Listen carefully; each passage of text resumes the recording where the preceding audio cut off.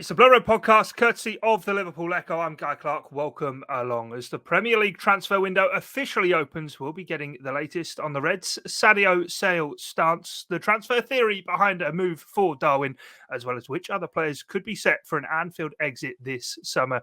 To separate the wheat from the chaff, we have the chief, Ian Doyle, part-time flight simulator, Sean Bradbury, and the Wirral wonder, Rich Garnett. Chaps, I do hope you're all well. And Doyle, I'll throw over to you first. And well, I suppose this week, let's say the transfer window officially opens today. We know ever since the final ball was kicked in Paris that the transfer chat has been well underway, but looks as though Liverpool are beginning to firm up or look to make moves they want to this summer.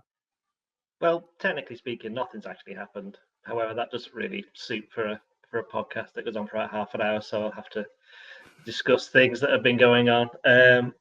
Well, in short, there's been hints of things that could be happening soon. We'll go through them one by one. Start with Sadio Mane. Obviously, do you think he's a key player in all this then? He's a key player. We'll come to that. Come on, right, I'm trying to stress this out. You're getting straight to the point there, honestly. Right. So, we'll start with Sadio Mane. He obviously, the big talk after Paris is what's he gonna say to Liverpool, and whether or not he said anything to Liverpool or not, it's almost borderline irrelevant now, because it's quite clear that Liverpool are preparing to sell him. So he quite obviously must want to go. Let's not be soft about all of this. Bayern Munich must have had a word with him months ago or weeks ago. It's for him to feel that way. Bayern obviously come up with two bids. Liverpool have rejected them both, and they're waiting for near a €50 million bid in terms of an overall package, because Bayern Munich have said, well, Robert Lewandowski, we want to sell him to Barcelona. Sorry, we don't want to sell him to Barcelona, but if we do, it's going to cost €50 million. He's somebody who's 3 years older than Mane, and he's got a year left on his contract as well. So they kind of made a rod for their own back there. So Liverpool want that, which is what, £42.75 million, according to the currency converter that I've been using quite a lot this week on the internet. So yeah, there's that. Now, you mentioned that is Mane a key man? Well, he is, because if he doesn't go, then Liverpool don't need to replace him. If he does go, Liverpool are going to need to replace him. And to replace him, it looks as though the main target's Darwin Nunez of Benfica. Now, he's somebody who's been on the list for a while, but he's obviously the one that they've decided they're going to go for if they feel as though they can afford him. To afford him would mean that they'd have to sell Mane for a start to get some funds for it. But they also don't want to pay over the odds for a player who, was he 22 and he's only played a couple of seasons at Benfica. He's got a lot of development to go. So it's interesting in that sense that Liverpool quite clearly want him, but they're not going to pay him absolutely huge money, although, it's going to still cost. It could well be a package of €100 million over the duration of how long he's there for, which will lead to believe Liverpool will be quite happy to offer him a 5-year contract. So there's that. Now, also, there's Takumi Minamino. He is almost certainly going to leave. His agent is over at the moment. He's been contacted by 4 clubs: Monaco, Southampton, Leeds, and Wolves, who, for various reasons, would be quite interested. Liverpool wants £17 million for him, which is, I think, is about €20 million. So whether they get that or not, I'm not entirely sure, but quite clearly, Minamino's on his way. And then there's Alex Oxlade-Chamberlain, who, like Mane, he's got 1 year left on his contract. Unlike Mane, he's not really played that much football over the last couple of years. He's not exactly in the running for the Ballon d'Or, should we say. So he's not going to be available for anywhere near as much. So it looks like that could be £10 million. West Ham have made serious inquiries, but it doesn't seem as though they're going to do very much just yet, because they may have to raise some funds, and who knows, there might be a player called Jared Bowen on the move. We don't know. But we've got to bear in mind, what day is it? June the 10th? The transfer window only officially opened for moves between Premier clubs yesterday, I think it was. Oh, today, actually. It's today, isn't it? Yeah, today. Today. For most players, though, it's going to be July before they can move. They're obviously moving in and around from abroad. But from this point on, I don't think there's any reason for people to start getting a little bit carried away, because Liverpool don't play a game, presumably a friendly, for another 5 weeks. And talking on Nunez, he's playing on Saturday night for Uruguay, so he's not going to be doing very much until after that. Players want to go on holidays, managers want to go on holidays, so it's over to the sporting directors, the recruitment teams of and whoever, chief executives, whoever's dealing with the respective clubs, to get things done. So this is where they start earning their money. So yeah, I mean, I know people got a bit carried away with Nunez earlier this week, we're never ever led to believe that anything was massively in the offing in terms of it being concluded anytime soon. But doesn't mean that Liverpool could strike a deal with Benfica. I mean, we've seen what Benfica reportedly want. As far as where Liverpool haven't got as far as having talks over a fee or anything like that. But that's, again, let's not be too soft about this. That doesn't mean that they haven't got a good idea of what's needed. They possibly, the way this works. People talk to people inside, in journalism, people talk to people inside the industry. Exactly the same in football, the same as any other, walk of life. People will talk and they'll have a good idea of what's available and for how much. So, in that sense, yeah, Liverpool quite clued up about what's going on with Nunez, about Mane, about Minamino. But as of yet, absolutely nothing concrete's happened, and it might not for who knows how long. But once it does, you mentioned before about Mane, once one of them goes, it could be like Lewandowski goes to Barcelona, then Bayern Munich go for Mane, then Liverpool go for Nunez. It's the old domino effect, isn't it? Once one goes, then they all start going. So I think everybody's just waiting for, in that kind of, it's like buying a house, isn't it? The whole chain. Once somebody gets something sorted, suddenly all the rest go pretty quickly. Well, they're supposed to. That doesn't necessarily mean that they do.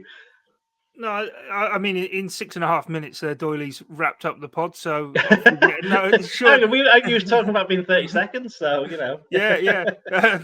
We can delve a bit deeper into those individual issues, can't we, Guy?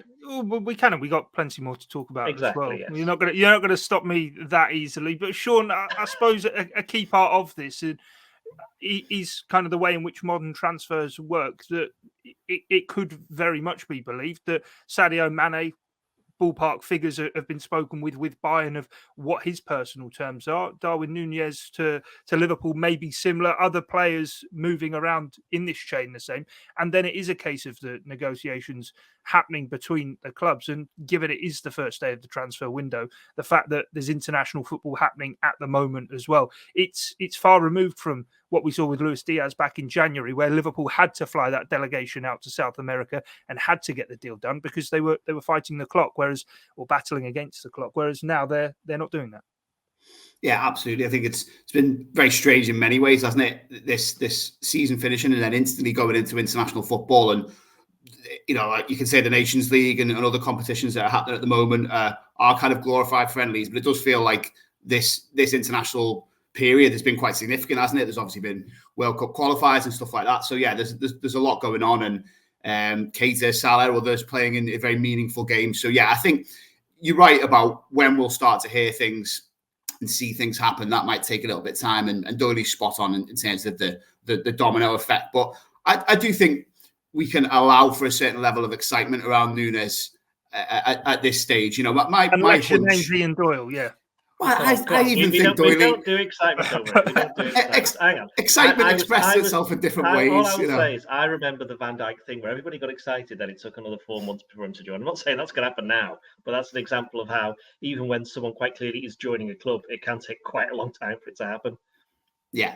I think that's absolutely fair. But I think, and this is a bit of a hunch, but I think there's a few factors that come into play around this and around Nunez in particular. I think the contract situation at Liverpool's forwards is massive, and obviously Doyley's detailed what's happening with Mane, and it does look for all the world like he will be off if the right price can be sorted out with Bayern. But the fact that going into next summer, there's still a ticking down for Firmino and obviously for Salah, which is the big one. There's no way I don't think that Liverpool would want to leave themselves in a position where, let's say, a deal doesn't get sorted with Salah, and it's him alone, really, isn't it? I do think something. That it feels much more likely that a compromise could be found with Firmino, and he might stick around. And if he does go, it's less of a blow, really, isn't it, ultimately, than Salah going. But I don't think Liverpool will want to be in a position next season where it ticks down and they suddenly have to replace Salah. That's the kind of worst possible outcome from where we are right now. So in that sense, I think there's a kind of impetus to spend big and get a deal done now, rather than when it could be even more problematic and costly next summer. And I think as well, just the whole handover from Michael Edwards to Julian Ward, which obviously has been an ongoing process. It's been a transition that seems to have been managed very well behind the scenes. As you've already mentioned, Guy, look back to January, the Diaz deal got done. Liverpool stole in ahead of Spurs and signed someone not only for the future, but who's played a massive part already in Liverpool's season. And he's won multiple trophies for both of the teams he played for in 2 different countries this term, hasn't he? So, he's done very well. But I think in terms of Ward, clearly there's the contacts in Portugal, the scouting network that Liverpool have, and relationships with agencies is delves very deep and far and wide.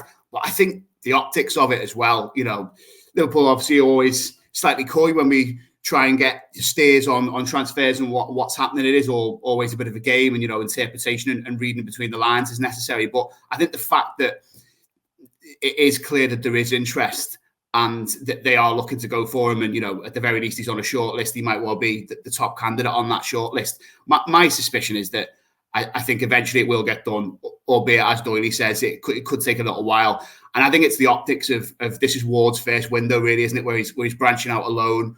The Michael Edwards era is over, and Liverpool are moving on. Klopp signed his new deal. There's obviously even the fact that Mane's leaving, I think is a big blow, isn't it? If it does turn out that he leaves, that Liverpool will have to get a replacement. But there's also the factor of just feel good and going into the new season and making fans certain that there is a commitment to build, the next great Liverpool side, which a lot of the blocks are already in place, aren't they? Me and Rich were looking before actually at fees Liverpool have paid for forwards, and the 2 most costly forwards that Liverpool have brought in are Diaz and Jota, aren't they? They're already right there at the club, and Nunez perhaps would not only be the most costly forward, but the most costly player Liverpool have bought if he does come in. So yeah, I think a lot points to this happening. But as Doyle said, there's a lot that has to fall into place to get it over the line. But I think the kind of wider factors and the optics would point towards this being the right thing for Liverpool to do and the right time to do it. On that point then, Rich, and talking of optics and this window's significance for Julian Ward, obviously the Grand Master in Michael Edwards is moving on, but it looks as though he's passed a trick or two on to Julian Ward. I think Bayern probably coming to the negotiating table for Sadio Mane thought, well, we did a good deal with you for Thiago. That was a good deal for both clubs. Can we maybe look at that to re-examine it for this Sadio Mane deal? Julian Ward's turned around 1 step ahead as ever in the Liverpool recruitment team and gone, well, no, you want this for Lewandowski, so that's your price. Well, first off, I'm really pleased to see house buying analogies make it into this podcast after successfully introduced them in the last one. And we need to do a separate pod on real estate, and I'm quite up for that. So hopefully Liverpool won't be gazumped on the signing of Darwin Nunez, but we'll have to see. But in terms of Julian Ward, I think it's fair to say that there might be a new man at the helm there now that the Edwards era is over. But it doesn't mean that their style and their approach to signing players has necessarily changed. I'm sure there would have been a pretty good handover before he took on the new role, and we're probably already seeing evidence of that already. I just struggle to find logic behind what Bayern Munich's thinking was. One thing with the fee, but the add-on sections just doesn't make any sense. It's almost like we'll just test the water on this fella, see if he's still a bit wet behind the ears and what we can pull off. But obviously, it's not going to be that simple for Bayern Munich. But of course, as Doyle's already pointed out, any sort of delay to the sale of Sadio Mane holds up the whole chain. It's slightly concerning that Barcelona are at the top of this chain with the current financial issues there, or previous financial issues that they've had. But yeah, this Nunez deal could very well be held up until the Mane situation is sorted.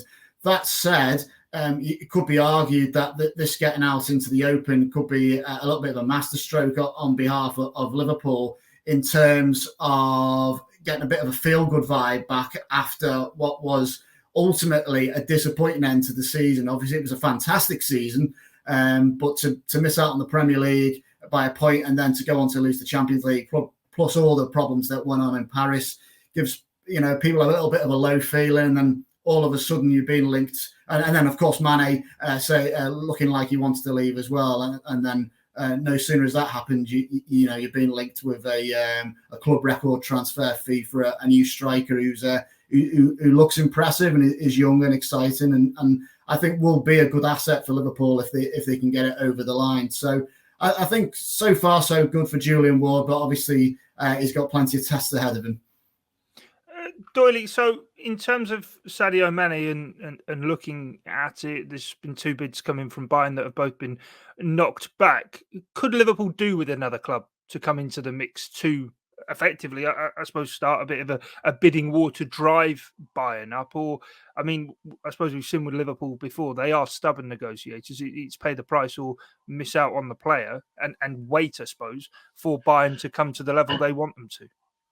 Probably not, because I don't think Mane wants to join anyone but Bayern Munich. And I think that kind of strengthens Bayern's hand, but also strengthens Liverpool's hand in a way, because they know that, well, if he can't go there, then he's not going anywhere else, so we'll keep him. So I do think that's probably the kind of bit of not gamesmanship, what's the word I'm looking for? Brickmanship, that's the one that the clubs are playing. And it just happens all the time with transfers. I mean, they go around the houses for weeks, days, whatever on end, and then things get sorted. It's very rare that when somebody wants to go somewhere, it's very rare that it doesn't happen in that sense. But it's a matter of when and a matter of how much. And I think just in the same way that Bayern won as much money for Lewandowski from Barcelona, as we said before, Liverpool won as much money for Mane, and Benfica won as much money for Nunez. I mean, it makes sense, doesn't it? I mean, if you've got this talented individual and somebody comes across and wants to take them, then you want to get as much money as you possibly can. I mean, if it's been seen time and time again, and the only time problems happen is when players get valued weirdly, isn't it? It's like players want to be valued as high as possible when they're at a club, but then the minute they want to leave, they go, "Well, hang on, I'm not worth that much. I want to be worth less, so I can go over somewhere else." That's the kind of great, the paradox of it all. But I can't really see there being that much of a problem. I do think that Mane will end up at Bayern Munich. Probably Lewandowski will end up at Barcelona. But the bigger question is whether Nunez ends up at Liverpool. We're not entirely 100% sure on that one. And also, Sean, I suppose, and I'm completely playing devil's advocate here, and I'm ready to be shot down. But as Rich said before, where do Barcelona get the money from? There's been whispers. There's a certain midfield player who would cost around 50 million euros, which is the price on Lewandowski's head, that Liverpool themselves, I'm talking about Gavi, would want. So a chain that could start and finish for Liverpool in the ideal scenario, no? It's possible, but what are you suggesting, that Gavi could come to the Reds here? Or that was quite a big sigh then. Can I just add that in? That was quite a big sigh. I think we all heard that, Sean. We all heard it. Yeah. But what I mean is he's obviously got this release clause. They're trying to offer him a new contract. There are reports circulating, obviously, as to how far down the line Barcelona are with that. We're obviously not based in Spain. It's not, I suppose, exactly where I'm coming or know too much about. But I'm just kind of, as I say, playing devil's advocate that they could start the chain and profit at the end of it as well. Interesting one. I mean, obviously we've seen, haven't we? We've written, Doyley's written a piece about Liverpool's long-term aspirations to bring in a new midfielder, and he very much ticks the boxes, doesn't he? Young, talented, would be able to get him, well, for nothing, wouldn't they? If they went for it. And I think we had a piece in the last couple of days that was based on media reports from Spain, but it was saying that the offer that had been put to him from Barca was abysmal. I don't know how directly translated that word was in terms of the apparent contract offer. Obviously, Tchouaméni, it looks like he is Madrid bound, isn't he? So that's one midfielder that Liverpool had long-term interest in. It doesn't look like it's going to happen. Bellingham's the other one we've written around that, and the prospect of him going. But as Doty said in his latest piece, it's not really going to be foreseeable that Dortmund let Haaland and him go both in the same summer, is it? So you've got to be convinced there a little bit, guy. You've got to be hopeful. Midfield was the one where. Well, Liverpool are the kings of opportunism, aren't they? We saw it with Luis Diaz and the amount of times that opportunities have presented themselves. As we say, Gavi may well be very close to signing a new contract, and that word abysmal may have been absolutely, completely out of context, and it might be in a fine agreement that they do end up reaching. But I was purely only speculating there, the fact that Barcelona could do with about 50 million euros for Lewandowski, which I'm pretty sure is the release clause currently in Gavi's contract. But it would be an interesting way, I suppose, of looking at it. Richard, I'll bring you kind of in here with it, and on this summer, and for Julian Ward, obviously, albeit it might not be activity immediately, certainly on the Nunez front, but how big do you think this summer is for him of making a statement signing? I mean, we know how much he was involved in the Luis Diaz signing, but I suppose in reacting to Man City's signing of Erling Haaland as well, of actually bringing in a big name and a big money signing, I suppose, as well, to really get the fans excited.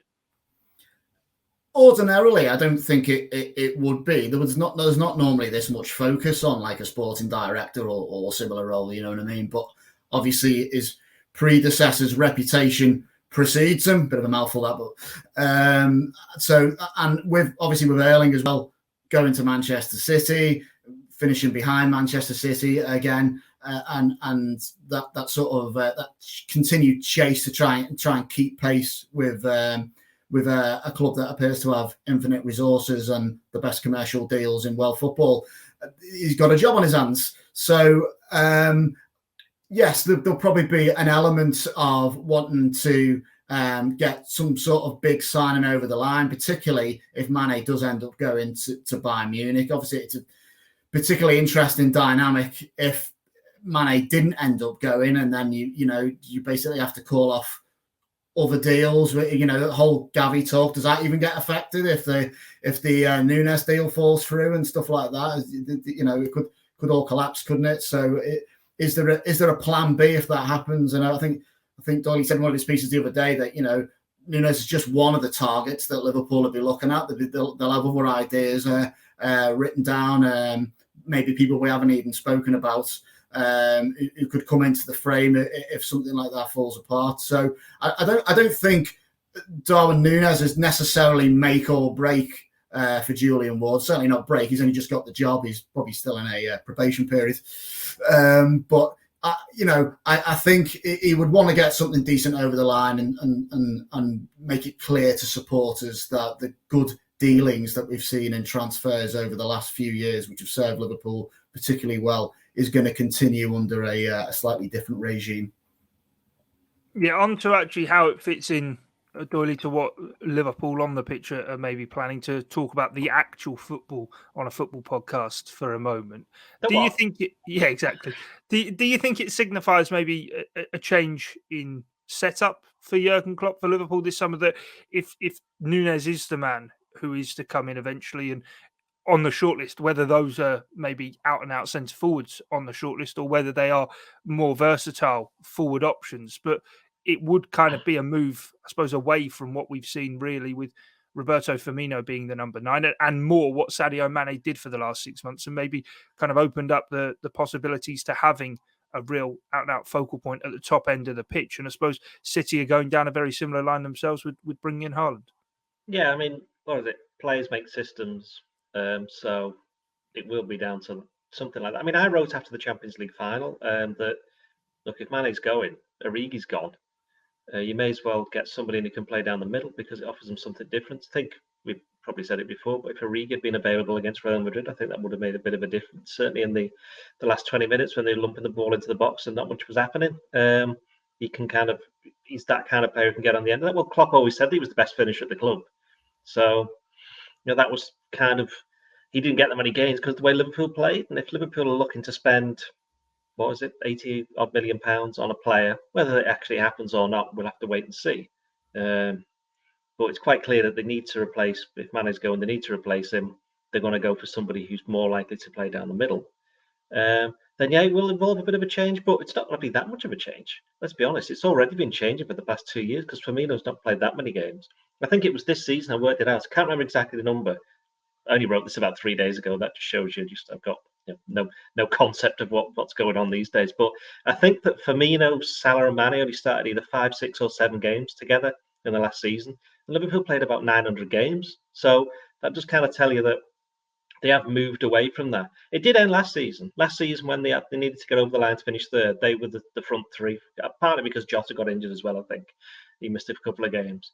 So they were the front three for the most part. But this season, it hasn't happened. Jota forced his way in. I know Firmino was injured at the start of the season. Jota forced his way in. Then Diaz, we mentioned, came in. And it ended up with Mane moving inside. So this hasn't been an overnight change. I think if Nunez comes in, or somebody of his ilk, because I think it will be somebody like that. And I think that's part of the reason why they would be quite willing to spend quite a lot of money, because he's somebody who can not only play down the middle, but think we saw when he played against Liverpool at Anfield in particular, second half, he went off onto the left wing a little bit and basically just annoyed Joe Gomez for the duration, kept on playing off the last man. I mean, he's offside quite a lot, but it'd be interesting. Imagine if Nunez played every single week against Liverpool's back line, who would win that battle? Playing that high line and then him playing on the shoulders. So, in some respects, if he signs and he's in training and they play that, brilliant. They'll both become really, really good at it because they'll have so much practice at it. So that's one thing that now I've said that someone's bound to write. Virgil van. I mean, I'll add to that and say Virgil van Dijk said he's brilliant. Exactly, yeah. And the other thing as well is, which somebody else is writing, Josh Williams is writing, which let's put it this way: I've not seen it, but I've seen the headline. I'm pretty sure this is what it's going to say: is Trent Alexander-Arnold crossing it, and there's going to be somebody to head it in, or do the old school finishing, and Andy Robertson exactly the same. If you're getting into those positions and you can cross it, certainly Trent, someone on the end of it. Which is why, but that was to veer off topic. Imagine if Trent Alexander-Arnold played for England and you had Harry Kane in the middle. That'd be really good, wouldn't it? You'd think. Wouldn't that be interesting? You just had me thinking there as to what the possibilities could be. Yeah, exactly. Wow. Yeah. So if you've got a good player, you try and get the best out of them. So Nunez, I wouldn't say so much a massive step away from a particular style, because Liverpool have stepped away from that for quite some time. Let's face it, they don't play the way that they did when Klopp first joined, when they were getting to the Champions League final in 2018 and they were rushing around everywhere and just trying to blow teams away. That stopped when they signed Fabinho and to a lesser extent Van Dijk, and a bit more of an extent Alisson, because then they could push forward a bit more because they had a keeper who can play a certain way and sweep up behind the defence. So, as I said right at the start of this answer, which seems like about 15 minutes ago now, the players make the styles, and if Liverpool do get in someone like Nunez, then there will be a shift in style, but it won't be as pronounced as some people I suspect are thinking. Yeah, no, definitely. I'm sure there'll be people listening or even watching to this point getting angry with our comments right at the start of Sean saying that Sadio Mane maybe needs to be the player to leave to set off the chain of events. A lot of people will be saying, "Oh, it's FSG, need to sell before we can buy." Well, no, it's more to do with even just the numbers, because you have. Well, I was just going to say that, Doyle. Yeah. I was getting. I'm just trying to get in. Yeah. So okay, yeah. Mane needs to leave, really, Sean, to free up the space. And I would argue maybe that transfer fee that's recouped can be what pays for tying down Mohamed Salah, because when you add up the numbers of what Doyley's put his state of play for players that need to be sold, when you think of the likes of Minamino, Nat Phillips and Nico Williams, each £15 million each, Alex Oxlade-Chamberlain for £10 million, from the initial amount of money that's supposedly going to be put down for Darwin Nunez, of the reports that have been circulating, that money, most of it, I think only £10 million short, would come from those sales of squad players, and then the money left over would be, and yet Darwin Nunez, to me, it's a separate thing. He's an investment over a 5-year period within that initial contract to take Liverpool's frontline forwards, whereas the Mane money that can potentially then get put aside for sorting out Salah's contract. Yeah, I think there's a lot in that. And there was probably always a sense, wasn't it, in which only one of Mane and Salah was going to be renewed for the long term, given how much they both would have cost to tie them down for 2, 3, 4 years, whatever it may be, if Salah does get done. I think you're right. It's difficult with Mane, because I think the back end of last season for him really does colour things, doesn't it? And he was so good. And as we all saw, he was down the middle, as Dody's already mentioned. And you've got a player who's one of the initial building blocks of the Klopp era, a key player in this team who's played right, left, in the middle. And I don't know. I mean, at times at the end of this season, it felt like he was peaking, and he'd found a new role in which he could thrive. But at the same time, you potentially add Nunez to the mix, and a front three of Diaz on the left, Nunez in the middle, and Salah on the right looks absolutely irresistible. And it's interesting, the discussion around style before, and I do think, as Liverpool have progressed and evolved, and Dody's right to say it has been a gradual evolution. I think there's almost been a sense in which Liverpool have become a bit more and more like City, in terms of being more comfortable in possession. This is probably more Liverpool than City, but that high line's been pushed further forward, hasn't it? We saw that last season. And I think the logical conclusion of that is you don't necessarily need a centre forward who comes back into midfield and stitches things in the way that Firmino does, or is a pressing monster in the way that Jota is. You can probably have someone who's not quite a target man, but someone who can do a little bit of everything, but whose main responsibility is to be there in the middle and put the ball on the back of the net. And, that's it. Obviously, Mane's versatility and his ability would have been a huge asset for Liverpool to retain. And, it'll be a great coup for Barca to get. But Liverpool having specialists all across the front line, and then Firmino and Jota who can come in and fill in and vary the style as and when needed, I think is a tantalising prospect. The key thing for me was that we had this half season when Diaz came in, when there were so many options, and you thought Liverpool can outgun any team in the league here. They, attacking wise, I think Liverpool's options were and possibly still are better than Man City's.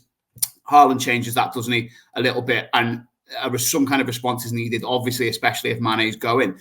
And it seems if Nunez comes in that Liverpool are well on the way to doing that. The final point I make on this is that I think the next season is just going to be not completely determined by the World Cup, but defined by it to a large extent. And I think we're going to see a couple of phases, a few months initially where it's all going to be a bit of a shootout as to who can get in a really good position before everyone starts heading off to the World Cup in Qatar. And then afterwards, almost a bit of an exercise in damage limitation, whose squad comes back in the best nick, lack of injuries, players whose hopefully form won't dip. So for Liverpool to inject a bit more quality into the attack is essential. And from that perspective, I think Liverpool look quite good, though, because Diaz and Salah aren't going to the World Cup. Firmino, will he be in Brazil's squad? Possibly not, given recent squads and lack of game time for him. And okay, Jota will be there. Nunez will be there if Liverpool get him. But yeah, just it's going to be very exciting if he comes in. And whilst it'd be sad to say goodbye to Mane, I think, like you say, Guy, when you start totting up the numbers both financially and in terms of the squad itself, it does start to make a little bit of sense, doesn't it, to rejig in the way Liverpool seem to be doing. Yeah, it feels like the deals are linked in terms of numbers, but not in terms of needing to sell to buy the players which Liverpool will then move forward with, which is obviously an accusation that is constantly levelled. One player, Rich, that we've not spoke about yet, who looks as though he could be off, though, is Alex Oxlade-Chamberlain for as little as £10 million. Even Manchester United supposedly courting some kind of interest. Yeah. I mean, is that the club where people go for their careers to die now? I don't know. We seem to have moved on a bit from the old Manchester United, haven't we? 10 million sounds like a bargain for Manchester United, what they normally play for players these days. So I wouldn't want to see Alex Oxlade-Chamberlain go to Manchester United. I suppose I wouldn't want to see any Liverpool player go there, really. But it's pretty clear that his time at Anfield is probably drawing to a close now. He's had his moments. And he scored some key goals as well, but I don't really see in this evolvement, if you want to call it that, of Liverpool's squad. I don't see him really playing a part in it. So it makes sense for him to move on to another club where he can get more game time, whether it's at Manchester United or elsewhere. I'd be surprised if they were the only team in for him. Surely there's got to be a lot of other clubs that could take a good player like that and give him the game time required to make a sufficient stamp on the team that he's playing in. But obviously he's not been able to do that in the long term, and certainly not in the last season. And he won't be happy with that. And why wouldn't he want to move on? So I think if a decent fee can be agreed and it's a club that suits both parties, then yeah, it makes perfect sense. Yeah, keeping with the housing analogy, Doyle, is this not just the auction starting price for Alex Oxlade-Chamberlain, and maybe the fee could get higher before the hammer comes down? You've mentioned West Ham are interested too, or is it a case of, as we've continually seen under Jurgen Klopp's tenure, that Liverpool, after having certain service out of players, look to do the best by the player and wouldn't want to stand in his way? He does only have 1 year left on his contract. Well, they've asked for 10 million for Oxlade-Chamberlain, 15 for Nat Phillips and Nico Williams, and 17 for Minamino, and 42.75 million for Mane. I'd be surprised if they get the full money for all of them, to be honest. I think just the way things are at the moment, the way that the market is, I can't see teams paying huge amounts. I mean, Mane's obviously the main one and we've spoken about that already. In terms of Oxlade-Chamberlain, I think 10 million is a good deal for everybody. Don't think it's that much. Do you not think it's Liverpool selling a little bit short though, in terms of? Not really, because you've got to look and say, well, I think he's only played something like 19 starts in 2 seasons, something like that. He hasn't started a league game since I think February or January. Actually, was it the Norwich game? Actually, that would be February then, wouldn't it? It's one since January basically. He played in a couple of FA Cup games as well, but then when he got to the semis and the final, he wasn't even getting in the match day squad for some of the games. So I think that's kind of, he was kind of a victim of, as Sean said before, that all that attacking options that Liverpool had. Because bear in mind that when Salah and Mane went off to the African Cup of Nations, there was no Diaz there, so there's 3 straight off not there. And Oxlade-Chamberlain played on the right wing for 2 league games, and I think he scored in both of them. So I'm pretty sure. He was the next highest scorer after the front 3 in the title-winning season, wasn't he? I know that's now going. Well, I know he played. I know it's 2 seasons ago. It's 2 seasons ago. Yeah, he played an awful lot of games that season. But that was 2 seasons ago. Last season was the one that hampered him because he got the injury, which meant he missed half the season, and then he couldn't get back into the team, even when they weren't playing particularly well, because he needs rhythm. And when he did get a bit of rhythm over December, January, that's when he had his best form. And then the minute Salah and Mane come back, he's back on the bench, and then Diaz starts really well. He's got behind him as well. Suddenly he's gone behind 3 players, and I just think it's one of those. I just think it's a part of the ways that's inevitable, as Rich said, and I think it's best for everybody. Don't think he'll end up at Man United. No, I think that's just somebody scaremongering, I suspect, looking for some hits who do that on their website. And I do think that if Man United, okay, let's put it this way: if United went in for him, he'd play games and he'd do well there. But I can't see Liverpool selling to Man United. I think West Ham are keen, but they might have to sell players. As I said before, Villa. There's actually some talk of there's at least one club from abroad if you fancy something different. Although he might have to have a word with the wife about that one. Is it his wife? Are they married? Don't think so. They're not, are they? No, I don't think so. Well, if they're not, I tell you what, if they're not, then he should do the decent thing, shouldn't he? Come on, Alex. You get married abroad. Yeah, that's it. There you go. Yeah. So where do you fancy going?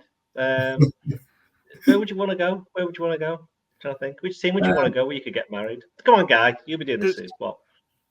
Well, I was just going to say, does he fancy Benfica? You could say Lisbon's great. Throw him in. Nice. Lisbon is great. Yeah. Here he goes. Great. Only moving on the Algarve. Yeah. Yeah. I think that'd be good. Yeah. This podcast has taken quite a turn here. Yeah, it definitely has. Right. Yeah. Are we going to do the PFA team of the year? Come on, we have 37 minutes of this. Four blokes awkwardly sitting around talking about Honeymoon. Yeah, let's move on. Let's talk about the PFA team of the year. And Sean, the reason I want to speak about this is because of the volume of Liverpool players in it is 6: Alisson, Alexander-Arnold, Van Dijk, Thiago, Salah, and Mane. We hear so often from Pep Guardiola about the bias that the media have towards Liverpool over Manchester City, who, albeit title winners, have only got 3 players in the PFA team of the year. This is voted for by the professionals, though, not the media. Well, exactly. I don't think anyone can have any arguments. And Laporte's been tweeting. He tweeted at the classic Mourinho meme of, I prefer not to speak. And then, as was pointed out to me by a colleague this morning, someone said, go and have a look on his Instagram story. And it was just stat after stat, not necessarily him speaking, but certainly him presenting evidence and a case for as to why he wasn't in it himself. I'd had a good look at the team. And personally, it's difficult because I think you could make the case, not necessarily for Laporte. I mean, I can see a little bit why he's annoyed, but I think if anyone's hard done by in terms of City, it'd be Rodri, who I thought would have been a shoe-in to be in the midfield because whenever I've seen him, he's done well. I think he's scored quite a few goals as well this season, hasn't he?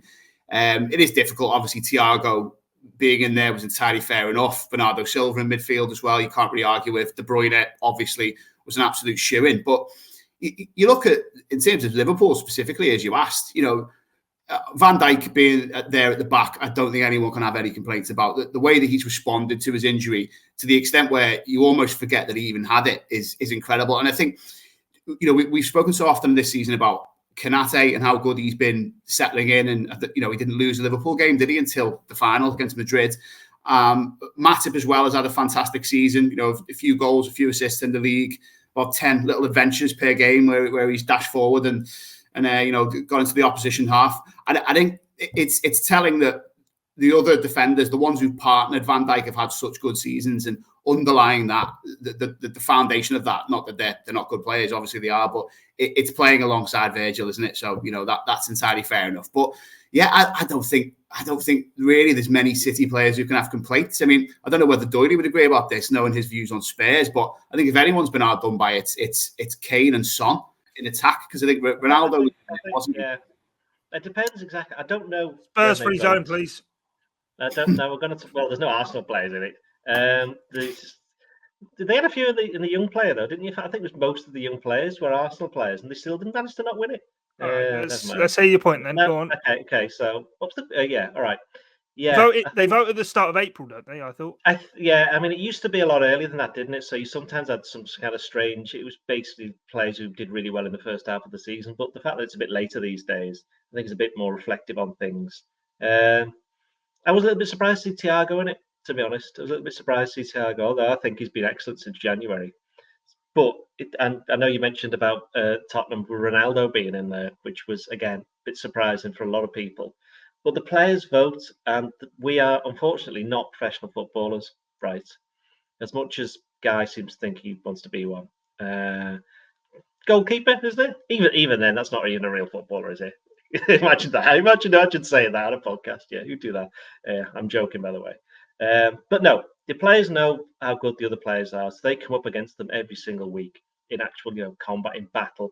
So they know who's good and who isn't. So I think with Thiago, for example, going back to what Sean said about Rodri, I think Rodri's very unlucky not to be in it. But he's the kind of player that he does things that a lot of players can do, but he just does them really, really well. Whereas with Thiago, he does things that most players can't do. So you need range of passing. They'll know. They'll have spoken about it before games where they go, right, we need to try and stop Thiago. Say, okay, we'll do this, this, and this. Then he just pops up and plays these other passes, and it's like we couldn't do anything about it because he was just putting them anywhere. And I think that explains that. With Ronaldo, I do think he's about 60 now, but he's in a terrible Manchester United team, certainly by Manchester United standards, and he still scored, how many goals was it? 20 odd? It was a lot, wasn't it? It was a lot. So I think... Yeah, in all competitions, I think it was 18 Premier League goals? Yeah, so he's... he may not be the player that he once was, and he's certainly not playing for a team that once were like they used to be. But defenders come up against him and probably thinking, we can't cope with him. No matter what we think we've done something here, and then he's just gone and done something like that. He can do everything. So I suspect that explains that. But going back to Sean's point, Son in particular, although I suspect Son, he scored a lot of goals April, May, didn't he? And I think it's kind of that's kind of been unlucky for him in the sense that it's not helped his individual plight getting this award, but it helped Tottenham. He's going to be in the Champions League next season, ahead of Arsenal. Yeah, brilliant. 18 goals Ronaldo got. But Rich, you've spoken before about kind of that textbook Man City goal, and for me, the reason they've not got as many players in the team is because they are a team unit where each week it seems as though one of their star players, or more than one of their star players, is being left out to just accommodate some of the others so they can all get requisite amount of game time to keep them all happy. Whereas you look at a player like Cristiano Ronaldo, who has been the outstanding individual in a very poor side in the table, and yet he gets into the team, and City kind of at the, I suppose, point I'm trying to say is they kind of are the reason themselves, Pep Guardiola, for having so many players that the individuals maybe don't shine so much. Yeah, the sum is greater than the part. No, I've said that wrong. You know what I mean. They're better as a team than on their own. you can tell we've kind of put off the gas and we've come into the end of the season. We've had 45 minutes, eh? So we think we're going to get 20. Well past the half-hour threshold, you'd say here, do you? Yeah, I think what you're saying there, guys, very, very pleasant way of saying that Manchester City are pretty boring, which they are because they're a sort of well-oiled machine that scores the same goal over and over again. And when someone's injured, they replace that player with someone identical who does pretty much the same job. So there's not that much love for Manchester City outside the fan bases. They're purely because of the resources that have gone in and the fact that it's just delivered with this sort of mundane consistency. You know, can they have just like a bad spell or something like that, make it a bit more interesting, or a play go off the rails? Anything just to add a bit more entertainment to what is, otherwise a pretty dull procession to winning the Premier League every year. And it's been said before, hasn't it? If it wasn't for Jurgen Klopp, where would we be in terms of entertainment at the top end of the Premier League? And I'm inclined to agree with that. A couple of points. I mean, first of all, I'm really happy with Sean's Adventures of Joel Matip. I think that's definitely got its own line there. The Adventures of Joel Matip could make some sort of running story for next season, hopefully.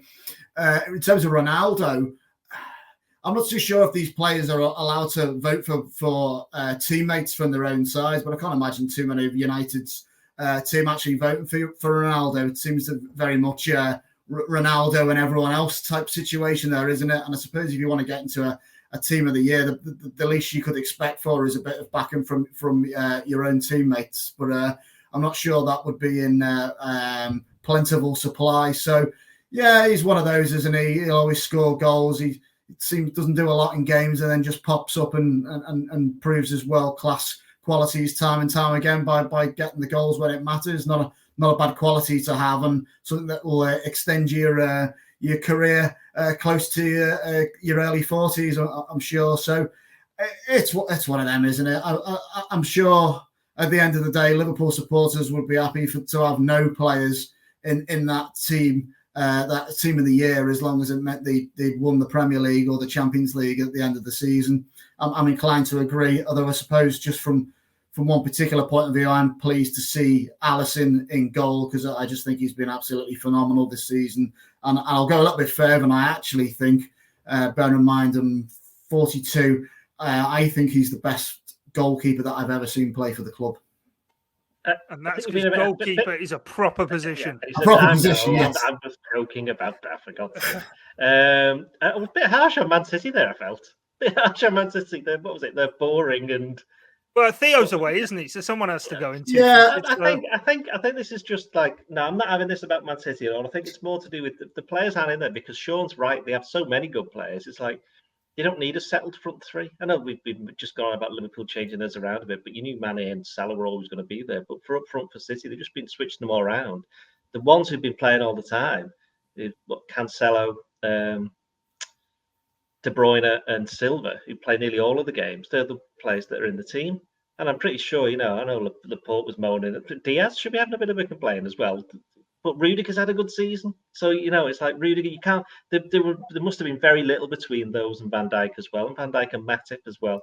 So... I'd imagine there most is that. players had picked Van Dijk and one of those three, hadn't they? Yeah, and Ederson would have been really close with Alisson, because they both had good seasons. So I don't think there's that much for City to complain too much about. So, and also I don't think they're really boring. Come on, they got about 90 points to get. 93 points, was it? 93 points. Yeah. 93 points to win it. Scored about 6 billion goals. But it's only boring because you don't want them to win every game, and they end up doing it. So it's like me doing Klopp has gone. Everybody wants me not to do it, but I just keep on doing it because it just makes me laugh. Well, I'm gonna stand by that assessment, and until they do something really exciting, like, I was going to say come from 2-0 goal, but forget it. Exactly. Come on, what do you want? They won the league by nearly losing the league. But to be honest, as far as I'm concerned, that never happened, because to this day, I still haven't seen any of the goals, and I'm refusing to watch them. And they got knocked out of the Champions League in the most exciting way possible. In fact, Manchester City are the most exciting team in the world. Right, let's stop Doyle there. We're going to wrap up here for this edition of the Blood Red podcast. We've had homes, we've had honeymoons, we've had who Liverpool are going to be signing and selling perhaps throughout the course of the summer. Plenty we have got through there. Myself, Guy Clarke, Sean Bradbury, Rich Garnett and Ian Doyle. Thanks for joining us on this edition of the Blood Red podcast. Until next time, it's bye for now.